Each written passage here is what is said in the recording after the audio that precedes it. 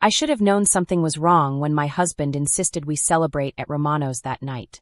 David never liked Italian food. Said the garlic gave him heartburn. But there he was, practically dragging me and the kids out the door at 7 o'clock on a Tuesday, claiming he'd made reservations at the most expensive restaurant in downtown Chicago. You deserve it, babe, he kept saying, that smile plastered across his face like wallpaper.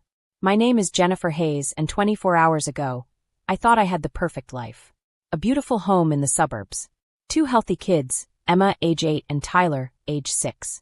A husband who worked in finance and made enough money that I could stay home and paint, something I'd always dreamed of doing. I thought I knew everything about my life.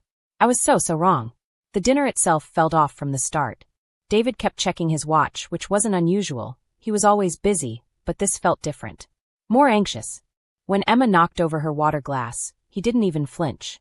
The man who once grounded her for leaving crayon marks on the wall just smiled and said, "It's okay, princess." That's when the knot in my stomach began to form. We finished our meal, David paid the check with unusual speed, and we headed out to the parking lot. The September air was crisp, carrying the scent of roasting chestnuts from a street vendor. Emma and Tyler were arguing about who got to choose the music on the drive home. Normal. Everything seemed normal. Until I reached for my phone and felt nothing but empty pocket. "David, wait." I called out as he was strapping Tyler into his car seat. I left my phone inside. He froze. Just for a second, but I noticed. "I'll get it," he said quickly. Too quickly. "No, I've got it. You handle the kids." Before he could protest, I was already jogging back toward the restaurant entrance. Through the glass doors I could see our waitress, a young woman, maybe mid-20s, with dark hair pulled back in a neat ponytail. She was holding my phone, but she wasn't looking at it. She was looking at the screen, and her face had gone completely pale. When she saw me approaching, she did something that made my blood run cold. She glanced toward the kitchen, then quickly slipped my phone into her apron pocket, and met me at the door. "Mrs. Hayes." Her voice was barely above a whisper. Her name tag read Ashley. "Yes, I left my." "Not here." She grabbed my arm with surprising force. "Do you have 2 minutes? Please. It's important." I glanced back at the parking lot. David was still visible through the window of our SUV, his back to us. What is this about?" Ashley's eyes were wide, urgent. "Your phone kept buzzing." A text notification lit up the screen. "I wasn't trying to snoop, I swear, but I saw the message preview and She paused, her grip tightening on my arm. "Mrs. Hayes, you need to see something. Right now. Before you get back in that car." "Hey everyone, quick question. Where are you watching this from? Drop your city or country in the comments. I love knowing where my stories are reaching." Okay, back to what Ashley showed Jennifer. The knot in my stomach had become a boulder. "Show me." Ashley pulled me around the corner, behind a decorative plant near the hostess stand. Her hands were shaking as she pulled out my phone and unlocked it. I didn't have a passcode on my home screen, something David always said was careless. "This message came through 3 times while you were gone," she said, angling the screen so I could see. It was from a number I didn't recognize. The preview read, "Kitchen window unlocked. Kids' rooms ready. Make sure her wine." I snatched the phone from her hands and opened the full message thread. My vision blurred at the edges as I read. "Kitchen window unlocked. Kids' rooms ready. Make sure her wine has enough to work fast. Cameras disabled. I'll be waiting at the storage unit with the paperwork. Once she's out, we move the kids first. 2 hours max." The previous message, sent an hour earlier. Reservation confirmed for 7 p.m. Keep her distracted. Her wine comes separate. And the first message, from that afternoon. Life insurance transfer confirmed. $2.5 million. No beneficiary change filed. We're clear. My legs almost gave out. Ashley caught me by the elbow. "There's more," she whispered. "Scroll up." With trembling fingers, I scrolled through the thread. Days of messages. Weeks. Plans laid out in clinical detail. References to the substance. Something tasteless, something that would look like a heart attack. References to my medication. I took blood pressure pills. Apparently, they'd create the perfect cover story. And then I saw it. A message from 5 days ago. Spoke to my lawyer. "Once Jay is gone and I have the kids, custody of your daughter reverts to you. We can finally be a real family. Your daughter. Emma. My Emma."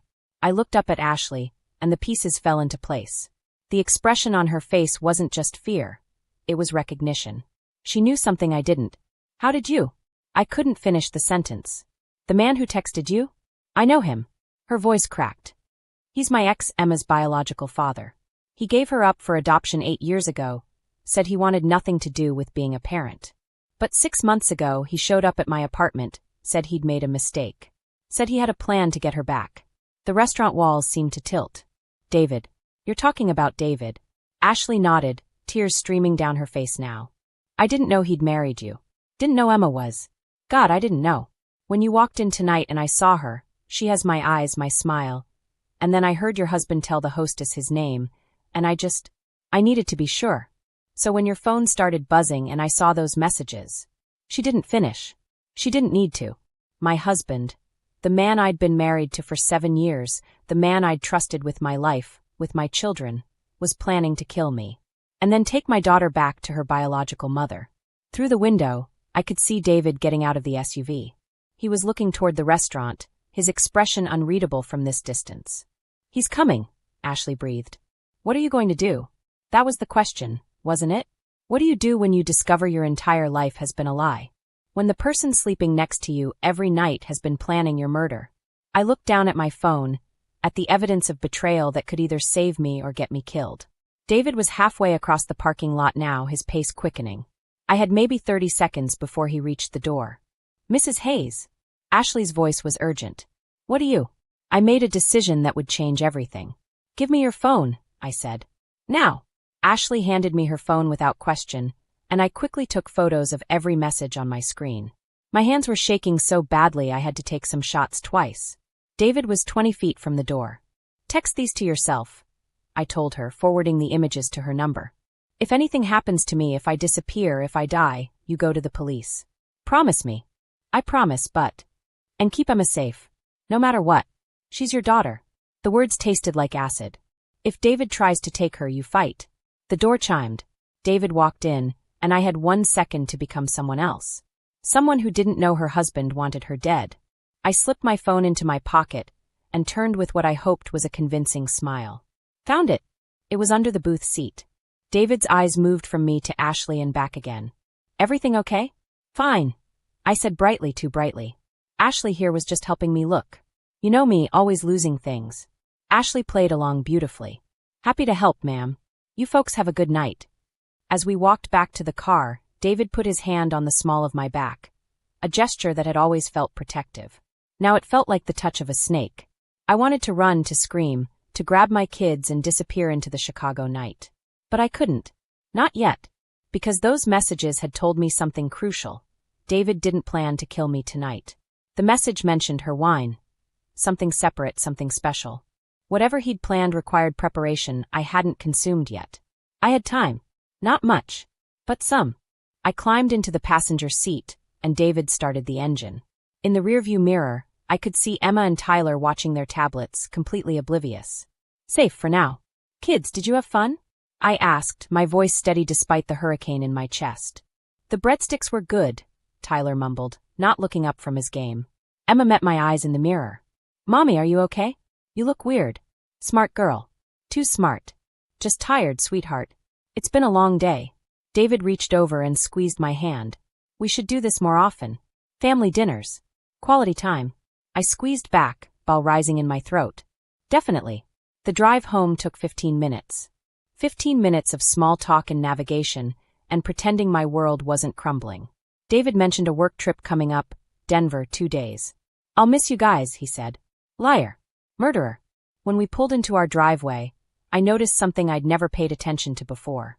The security cameras David had installed last year, the ones he said would keep us safe, were angled perfectly to cover every entrance. Except the kitchen window. Kitchen window unlocked, the message had said.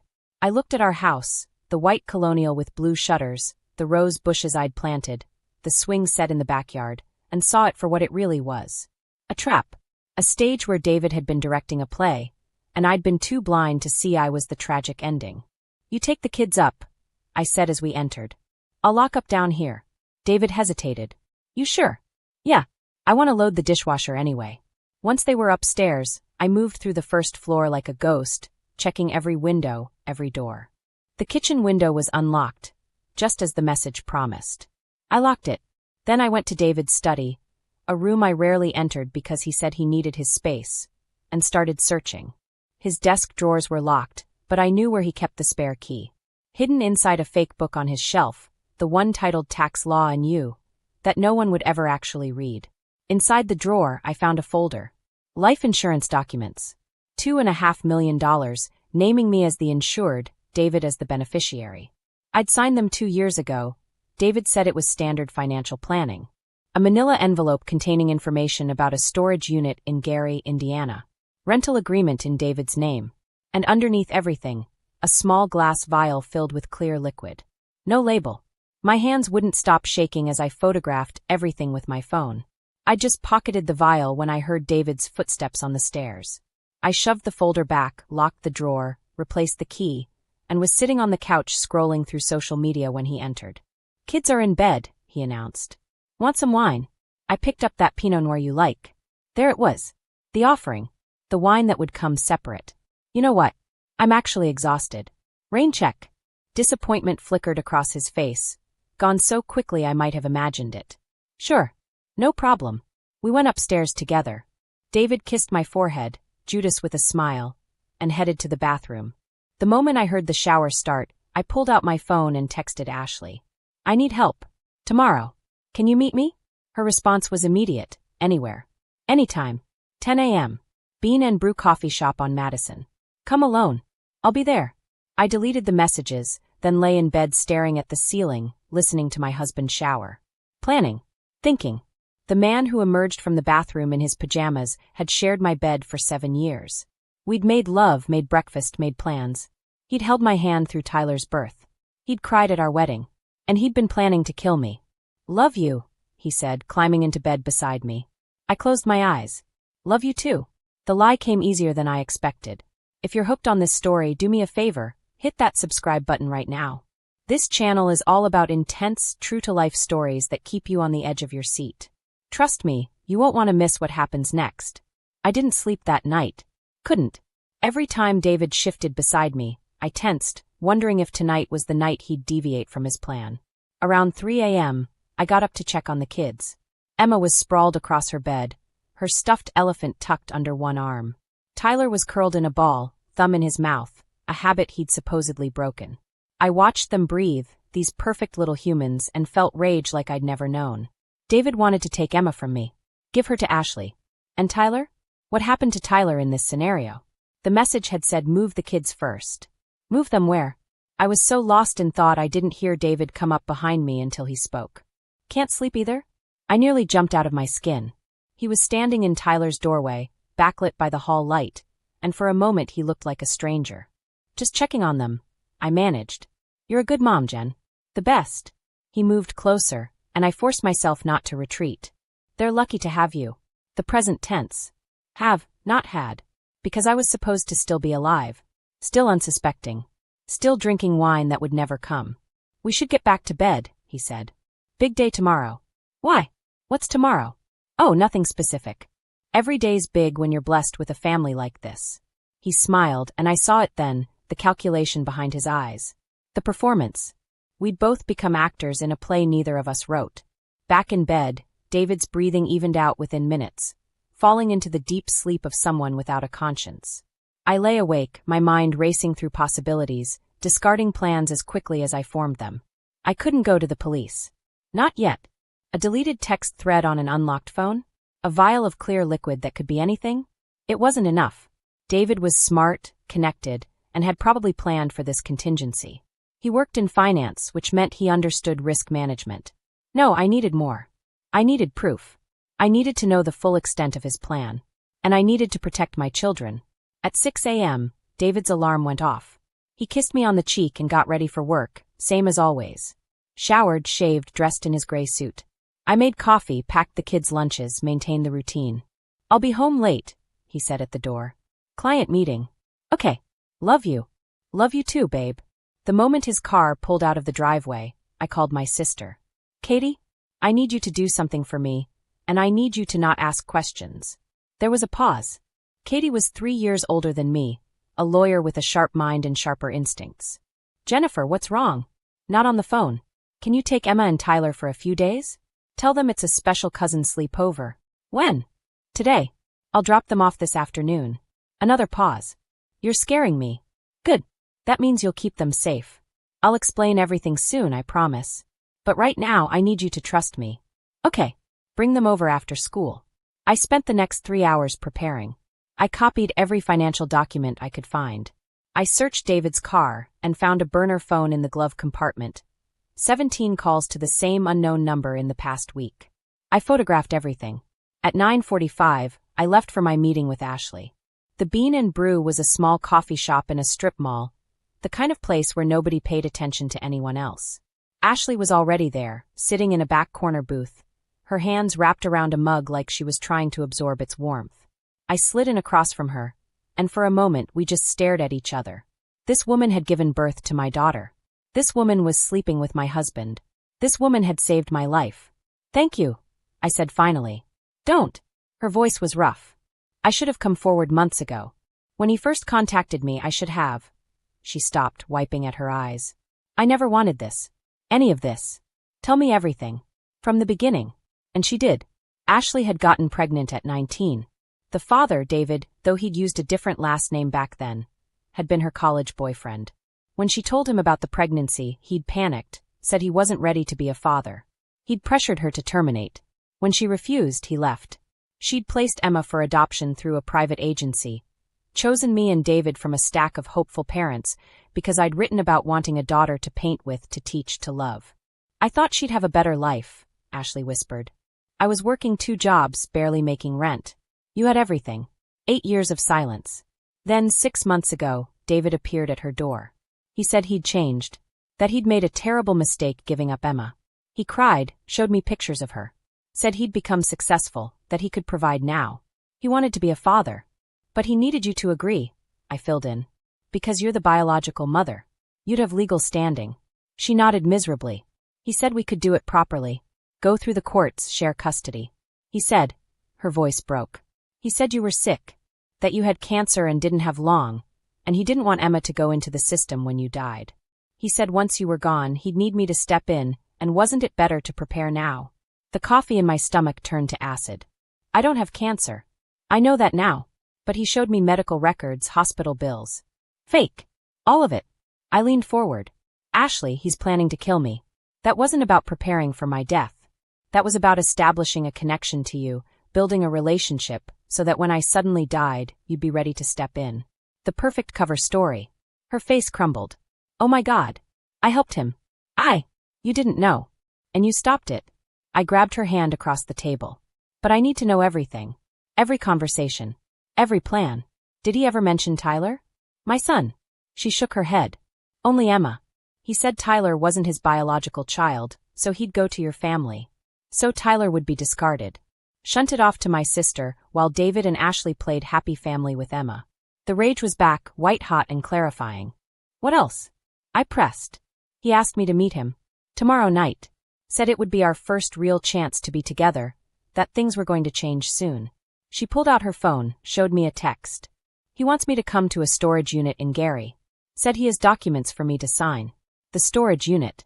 Where the messages had said he'd be waiting with the paperwork. An idea formed, dangerous and desperate. Ashley, I said slowly. How would you feel about wearing a wire? The FBI field office in Chicago was a concrete fortress on West Roosevelt Road. I'd driven past it 100 times and never imagined I'd walk through its doors. But here I was, sitting across from Special Agent Victoria Ramirez, Ashley beside me, laying out a story that sounded insane even to my own ears. Let me make sure I understand, Agent Ramirez said, her pen poised over a notepad. She was in her 40s, with steel-gray hair pulled back in a bun and eyes that had seen everything. Your husband is planning to kill you for the life insurance money and custody of your daughter, whom he fathered with Ms. Chun here during a previous relationship. And your evidence is deleted text messages, a vial of unknown liquid, and rental documents for a storage unit. When she put it that way, it sounded pathetic. I know how it sounds, I said. But, Mrs. Hayes. Agent Ramirez set down her pen. I've been doing this for 22 years. You'd be surprised how often I hear stories like yours. And you'd be even more surprised how often they turn out to be true. Hope flickered in my chest. So you believe me? I believe something is wrong. Whether it's what you think, or your husband having an affair, or something else entirely, we'll find out. She turned to Ashley. Ms. Chun, you said Mr. Hayes wants to meet you tomorrow night at this storage unit? Ashley nodded. 8 p.m. He said to come alone. And you're willing to cooperate with us? We're recording equipment. Whatever it takes, Ashley said firmly. I'm not letting him hurt anyone else because of my stupidity. Agent Ramirez made some notes. Okay, here's what we're going to do. First, we need to test that vial you brought in, Mrs. Hayes. If it contains what you think it does, that changes everything. She excused herself, taking the vial I'd found in David's desk. Ashley and I sat in silence, the fluorescent lights humming overhead. After 20 minutes, Agent Ramirez returned, her expression grim. Your vial contains a concentrated mixture of temazepam and digoxin. In layman's terms, a powerful sedative combined with a cardiac medication. In high doses, especially mixed with alcohol, and given to someone already taking blood pressure medication. It would look like a heart attack, I finished. A very believable one. Especially if the person had a family history of heart disease. Which I did.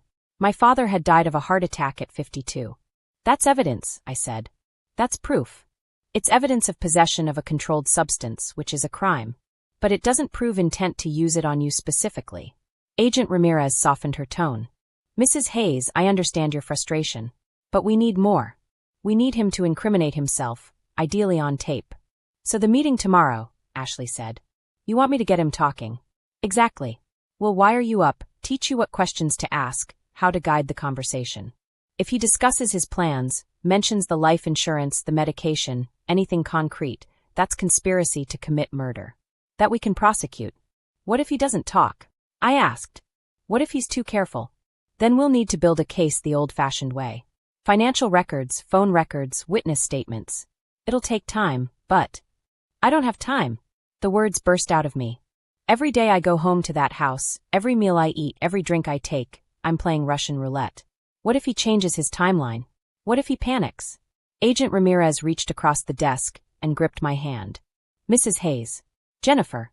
I'm not going to let that happen. Starting today, we're going to have an agent watching your house. Unmarked car, discreet.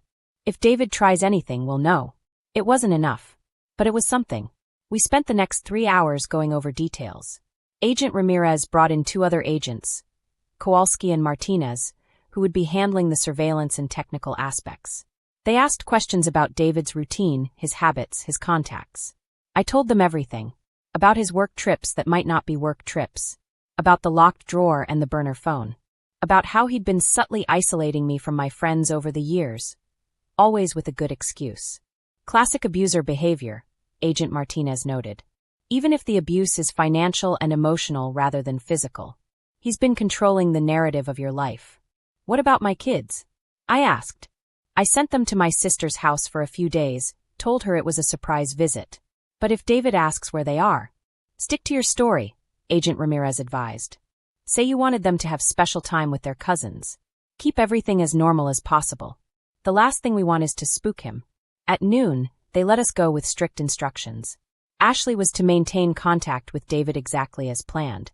I was to go home, act natural, and trust that the surveillance team would keep me safe. One more thing, Agent Ramirez said as we stood to leave. Mrs. Hayes, I need you to understand the risks. If David suspects anything, he could accelerate his plans. Or he could run. Or he could kill me before you can stop him, I said flatly. I understand. But what's my alternative? Spend the rest of my life looking over my shoulder? Let him have Emma. She nodded slowly. Just be careful. And trust your instincts. They've kept you alive this far. I drove home in a daze, Agent Ramirez's words echoing in my head. Trust your instincts. My instincts had failed me for 7 years.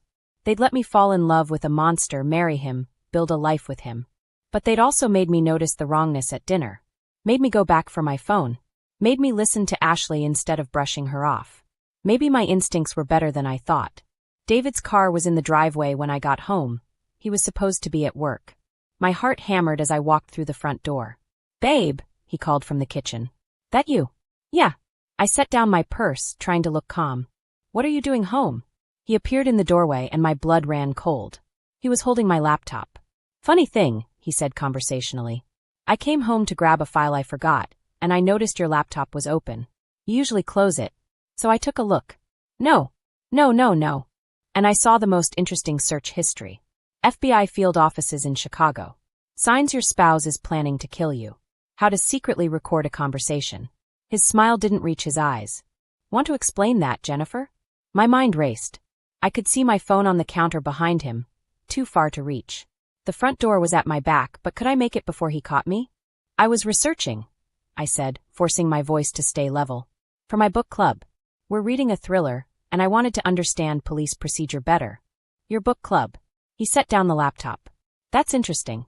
Because I called your book club friend Diane this morning to ask what you were reading, and she said the club disbanded 3 months ago. He'd been checking up on me. How long had he suspected? David, I can explain. Where are the kids, Jennifer? At Katie's. I told you, they're having a sleepover with. You sent them away. He took a step toward me. Somehow, there was no point in lying anymore. Yes. I know everything. For a moment, neither of us moved. 7 years of marriage hung in the balance, all the pretense stripped away. We stared at each other across our kitchen, the kitchen where we'd made breakfast, kissed over coffee, planned our future, and saw each other clearly for the first time. How? He asked simply. Does it matter? I suppose not. He sighed, and it sounded almost genuine. I really didn't want it to happen this way, Jen. I had a plan. You would have just gone to sleep. No pain, no fear. Peaceful. How kind of you. Don't. His voice hardened. Don't act like the victim here. You know what your life insurance is worth. $2.5 million. Do you know how much debt I'm in? How much money I've lost on bad investments? So this is about money? It's about survival. And yes, about Emma. She's my daughter, and I want her back. Ashley and I deserve a chance to be a family. And Tyler? I demanded. What about your son? He's not mine. The casual cruelty of it stole my breath. I never cheated on you. Tyler is yours. Biologically, maybe. But he's not Emma. He's not. David stopped himself, but I saw it. The truth he'd been hiding. You never wanted him, I whispered. You were angry when I got pregnant with Tyler because it complicated your plans. You were supposed to stop at 1. We agreed. We agreed to be open to more children. This whole time, you've been planning this. How long, David? How long have you been planning to kill me? He didn't answer. He didn't have to. Behind him, through the kitchen window, I could see a dark sedan parked on the street. The surveillance team. They were watching. But they were too far away to hear this conversation, too far away to help if David decided to end this now. I needed to keep him talking. Get him to confess everything. But my body was screaming at me to run. The FBI knows, I bluffed. I went to them this morning. Showed them everything. If something happens to me, you're lying. But uncertainty flickered in his eyes. You don't have evidence. The vial in your desk drawer. I took it. They're testing it right now. His face went pale. When did you? Does it matter?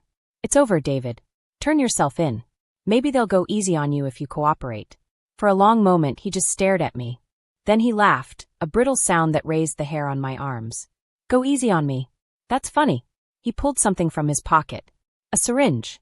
You want to know the beautiful thing about Plan B? He said, advancing on me. It's faster. I ran.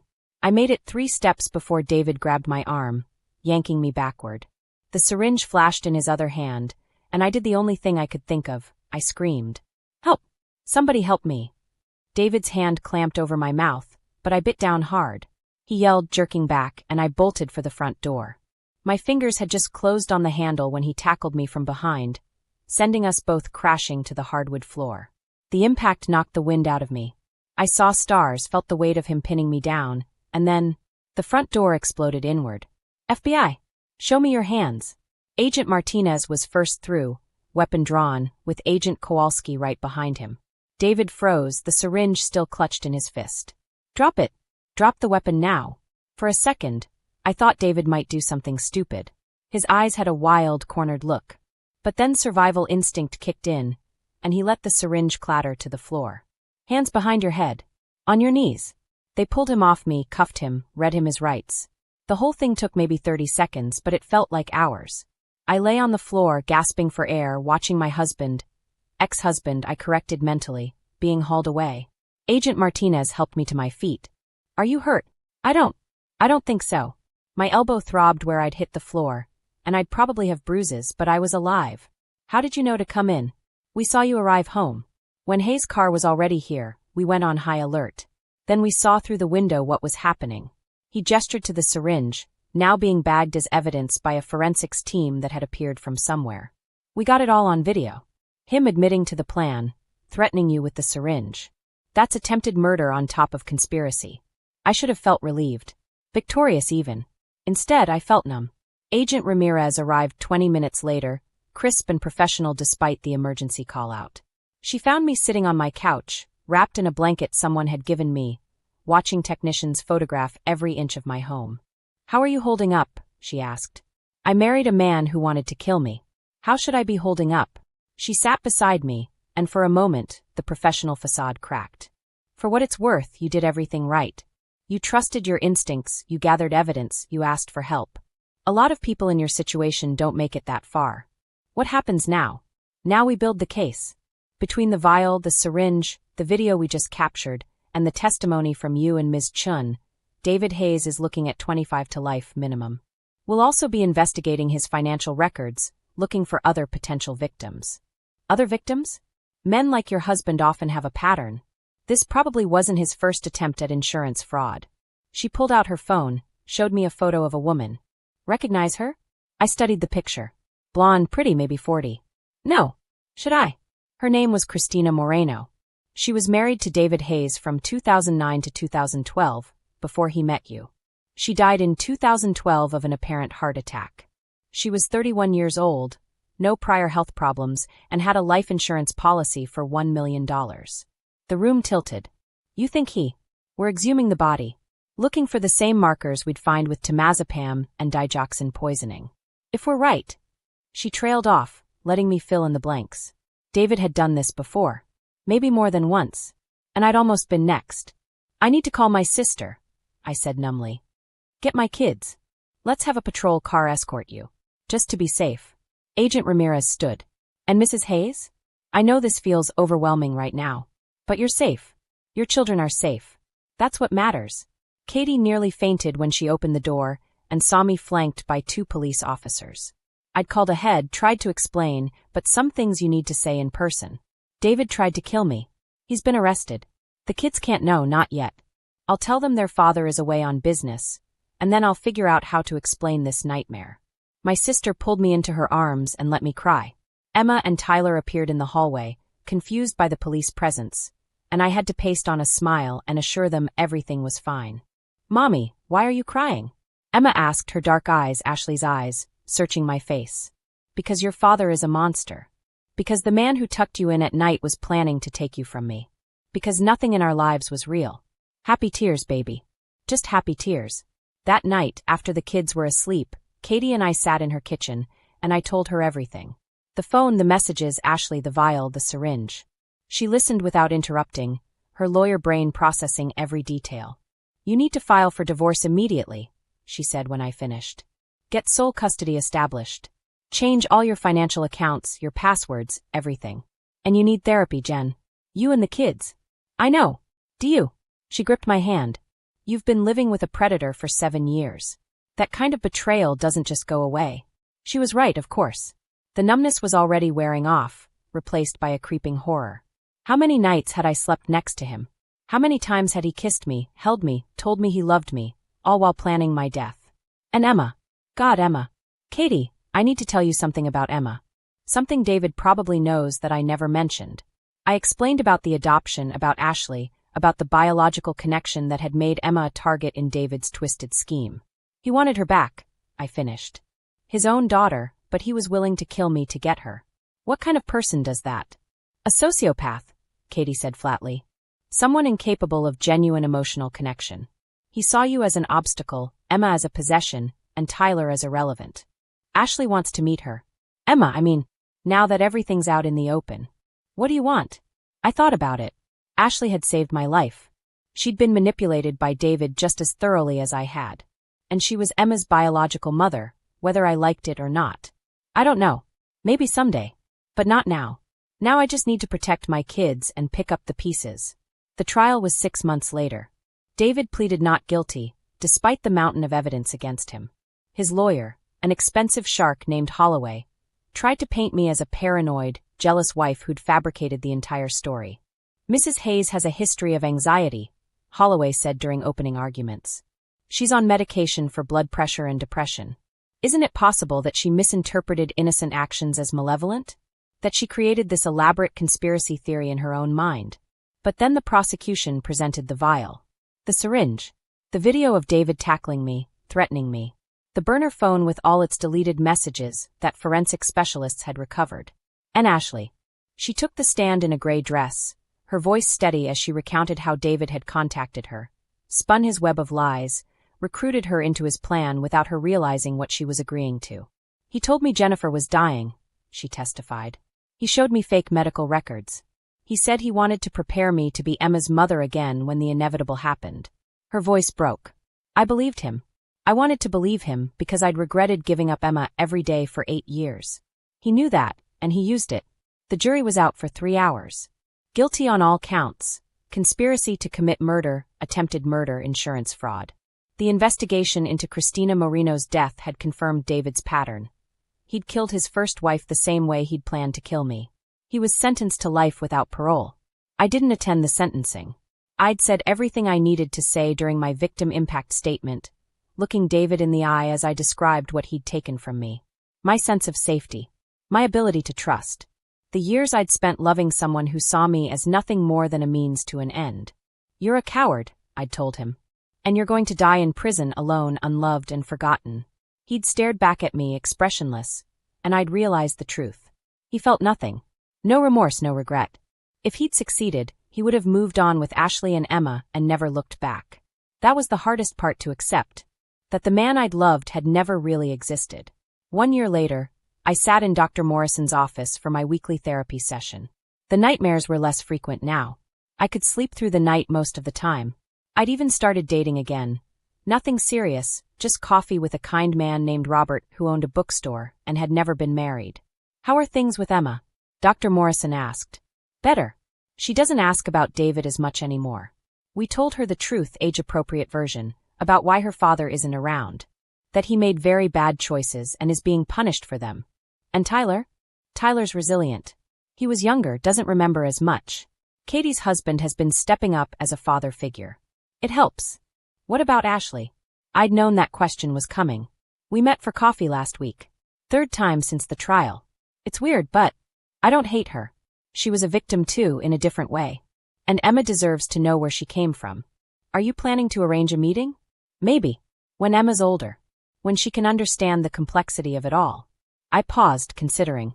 Ashley sends birthday cards. Little gifts. She's respecting my boundaries while making it clear she wants to be part of Emma's life. I appreciate that. Dr. Morrison made a note. You've come a long way, Jennifer. I survived. That's not the same as thriving. Isn't it? You got your kids to safety. You worked with the FBI to bring a serial killer to justice, because that's what David was, whether he succeeded more than once or not. You've rebuilt your life. That's more than survival. Maybe she was right. Romano's restaurant closed 6 months after David's arrest. The scandal had been too much. People didn't want to eat where a murder conspiracy had been born. The building was empty now, a for lease sign in the window. But Ashley had gotten a new job at a different restaurant, working her way through nursing school. She'd testified against David without hesitation, knowing it might mean losing any chance of a relationship with Emma. She'd chosen the truth over her own desires. That meant something. I'd sold the house in the suburbs, too many bad memories, and bought a smaller place in the city. Closer to Katie, closer to the kids' new school. A fresh start. My art was selling too. Turned out having a horrifying story made you interesting in the Chicago art scene. My latest show, Masks, explored themes of deception and hidden selves. Critics called it raw and unflinching. I called it therapy. Emma came home from school one afternoon, dumped her backpack on the floor, and asked the question I'd been dreading. Mommy, do you think Daddy ever really loved us? I sat down beside her, choosing my words carefully. I think your father loved the idea of us. The perfect family, the perfect life. But he didn't know how to love real people, with all their complications and needs. That was his failure, not ours. Do you still love him? I love who I thought he was. But that person wasn't real. I touched her cheek. You know what though? What happened doesn't change how much I love you. Or how much Tyler and Aunt Katie, and all the real people in our lives love you. We're going to be okay. Promise? Promise. That night, after the kids were in bed, I opened my laptop and did something I'd been putting off for months. I wrote an email to Ashley. Dear Ashley, Emma asked about you today. She knows you're her birth mother, we've been open about the adoption, but she doesn't know about your connection to David or what happened. When she's older, we'll tell her more. She's curious about you. Asks questions sometimes. I think when she's ready, maybe we could arrange a meeting. Something casual, supervised. I'm not ready to share custody or anything formal, but I think she deserves to know you. You saved my life. I won't forget that. And despite everything, I believe you want what's best for Emma. So let's figure this out together. Jennifer. I hit send before I could second-guess myself. Her reply came an hour later. Jennifer. Thank you. For trusting me, for giving me a chance, for being the mother Emma deserves. I know I have a long way to go to earn your trust, but I'm willing to do the work. Whenever you and Emma are ready, I'm here. And thank you for being brave enough to see me as a person, not just part of David's plan. That means everything. Ashley. 2 months later, we arranged a meeting. Just me, Emma, and Ashley at a park on a sunny Saturday. Emma was nervous, clutching my hand as we walked toward the bench where Ashley waited. What if she doesn't like me? Emma whispered. She already loves you, sweetheart. She's loved you since before you were born. Ashley stood when she saw us, and the resemblance was striking. Same eyes, same smile, same way of tilting her head when uncertain. Hi, Ashley said softly. Hi, Emma replied. I watched them size each other up, two strangers bound by biology and trauma, trying to figure out how to navigate this impossible situation. Want to go get ice cream? I suggested. I hear they have birthday cake flavor. Emma's favorite. We walked to the ice cream shop together, an unlikely trio. Ashley and Emma talked about school, about art, about everything except the hard stuff. That would come later, in therapy sessions and difficult conversations. But for now, this was enough. Later that evening, Emma asked if she could write to Ashley sometimes. Like pen pals. I clarified. Yeah, I want to know more about her. Is that okay? It's okay, baby. Because healing wasn't linear. It wasn't simple. It meant making peace with complicated truths and moving forward anyway. 3 years after that terrible dinner at Romano's, I stood in a courthouse for a different reason. My divorce from David had been finalized years ago, but there was one more legal matter to handle. Tyler's adoption. Because even though David was Tyler's biological father, he'd signed away his parental rights from prison in exchange for me not pursuing civil damages. Robert, the kind bookstore owner who'd become less casual and more permanent in our lives, was officially adopting Tyler. Judge Martinez, no relation to Agent Martinez as she always clarified, smiled as she signed the papers. Congratulations, Mr. and Mrs. Garrett. Tyler is now legally your son. Robert's eyes were wet. Tyler, now 8 years old and tall for his age, grinned up at his new father. Can I call you Dad now? He asked. I'd be honored, Robert said, pulling him into a hug. Emma stood beside them, 11 years old and already showing signs of the artist she'd become. She spent time with Ashley now, supervised visits that had gradually relaxed as trust built. It was complicated, messy, but it worked. That night we had dinner at our house. Me, Robert, Emma, Tyler, Katie and her family, and yes, Ashley. An unconventional family cobbled together from broken pieces. As I watched them laugh and talk, passing bread and pouring wine, I thought about that night at Romano's. How close I'd come to losing everything. But I'd noticed. I'd acted. I'd survived. And survival had led to this, a life I'd built on my own terms, surrounded by people who genuinely loved me. What are you thinking about? Robert asked, touching my hand. About how that waitress showing me my phone saved my life. And what you did with that chance, he added. You saved yourself, Jen. Don't forget that. He was right. Ashley had given me the information, but I'd done the rest. Confronted the FBI, gathered evidence, protected my children, built a new life from the ashes. I raised my glass. To second chances. To second chances, they echoed. And as I looked around the table at the family I'd fought for, lost, and rebuilt in a different form, I realized something profound. David had seen me as weak. As someone he could manipulate and discard. But he'd been wrong. I was strong enough to see the truth. Strong enough to act. Strong enough to survive. And strong enough to thrive. Thank you so much for watching this story all the way to the end. If you enjoyed this thriller, please give it a thumbs up and subscribe to the channel for more intense, real-life inspired stories. Drop a comment and let me know what you thought. Would you have noticed the signs? Could you have stayed as calm as Jennifer? I read all your comments and love hearing from you. Until next time, stay safe out there, and trust your instincts. They might just save your life.